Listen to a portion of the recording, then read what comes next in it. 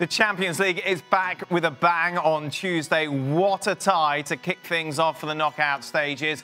Barcelona against PSG, according to the bookies. Barca 3-4 on. PSG, the outsiders, evens to go through. Let's welcome in then Julien, Laurent and Sid Lowe to look ahead to this.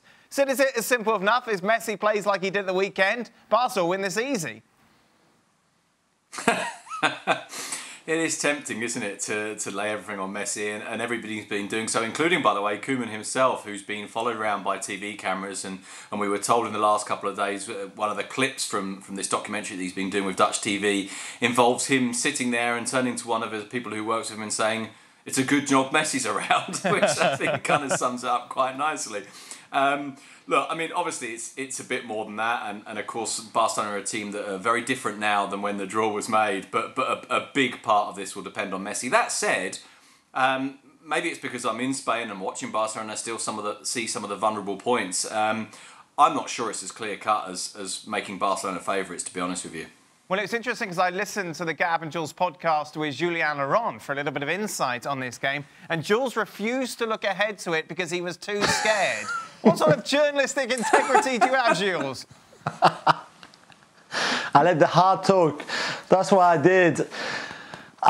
It's going to be painful to watch. I just don't have a good feeling about it because I think the Neymar injury, the Angel Di Maria injury, I think changed the whole dynamic of this game. It's a very different team for PSG when those two are not there, and I'm just struggling to see how on his own Kylian Mbappe can do something. Of course, there's still Icardi and Verratti. They still have strength in that team. Defensively, Kimpembe and Marquinhos are usually really strong. But without Di Maria and Neymar, it's a very different team. And they didn't play well at the weekend at all. They won against Nice at home, but they were not good at all. And I'm just not that confident about how well they can play at the Camp Nou together and also individually without Neymar and Di Maria, or play well enough to go through. So, with the absence of Neymar, Jules, does this almost give Mauricio Pochettino a freebie for this game? Can he always point at that as the excuse if they don't go through?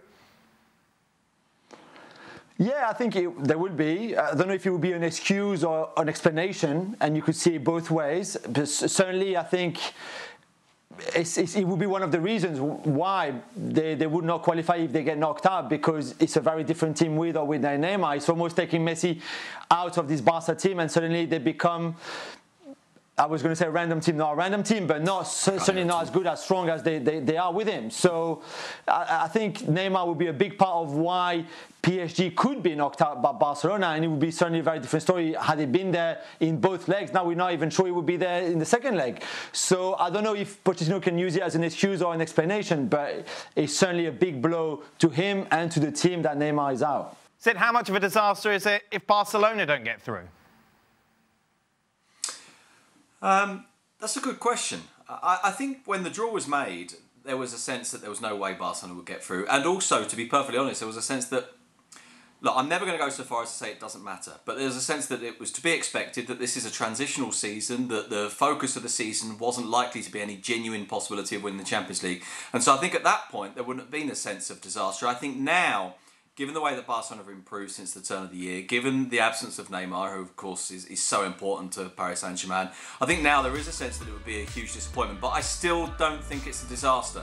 I still think there is an acceptance this season that kind of whatever happens, happens. And to put this in very simple terms, let me tell you what Ronald Koeman said. I think it was 3 weeks ago now, and admittedly he's had to backtrack a little bit from this because his teams continue to play well.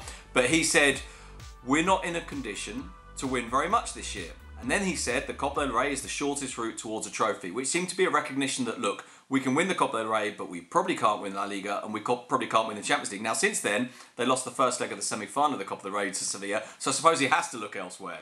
But it's also the fact that Barcelona have improved markedly since the turn of the year. Let's get some predictions then, boys. Jules, starting off with you, first leg score. 2-1 Barcelona.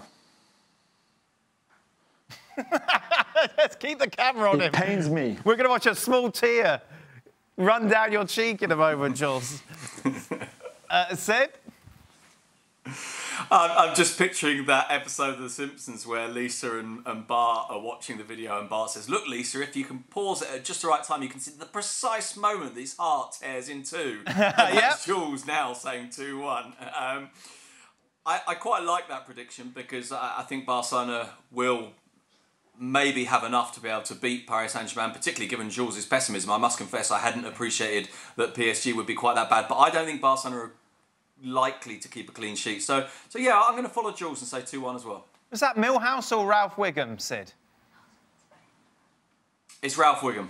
Thank you very much. I'm glad we sorted that out. Just a reminder, of course, ESPN FC back on the screens tomorrow to discuss that. Meanwhile, if you want to hear Jules not talk about this game because he's scared, be sure to download the latest edition of the Gab and Jules podcast. No Gab, Stuart Robson sitting in. Well, thank you very much for watching ESPN on YouTube. For more sports highlights and analysis, be sure to download the ESPN app. And for live streaming, premium content, and let's not forget as well, ESPN FC 7 days a week. Subscribe to ESPN+.